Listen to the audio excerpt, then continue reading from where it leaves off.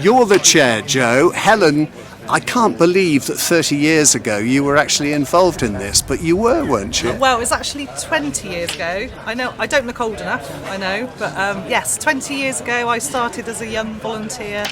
There were a handful of sheep and a couple of volunteers, no buildings at all, so to see this, what's going on today is incredible. Do you know how the city farm came about? What actually sparked it? Yes, I do. So this land was a dairy farm before it became a city farm, and a group of local residents. So it became abandoned. So the local farmer, tenant farmer, retired, and the land was left. What's the word? Not worked on, neglected basically, for quite a few years, and the local residents formed an organisation to petition the council, and they for it to become a city farm, so that it could be turned to community use. It was the farm or houses, wasn't it? As I understood yeah, so it.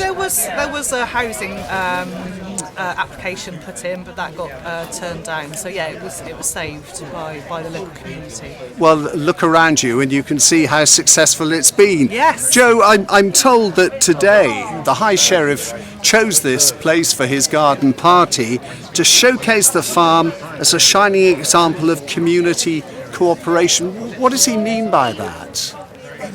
Well, I think if you take the opportunity to look at some of the stalls that are here today, you will get a good idea of that we work within the local community. All of the organisations here that offer the support and guidance for people in the local community, to bring the local community together and engage with the community. And we're just absolutely delighted that the High Sheriff has chosen our city farm to host this event.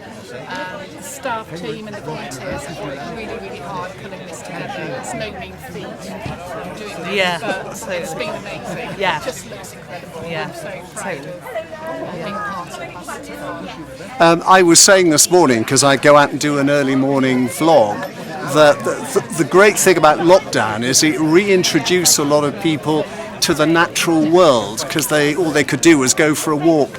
Did you find new blood coming in here? People who maybe were appreciating you for the first time? Yeah, we recently did a visitor survey actually, and about 40% of our visitors were first-time visitors, and they'd heard through. So we did a Facebook live stream during the lockdown, so that people could learn a bit more about nature, stay connected with the farm. So in our survey we had 40% of the visitors were new to the farm, so yeah, it really engaged a lot more people. Can I ask you what your inspiration for the future is?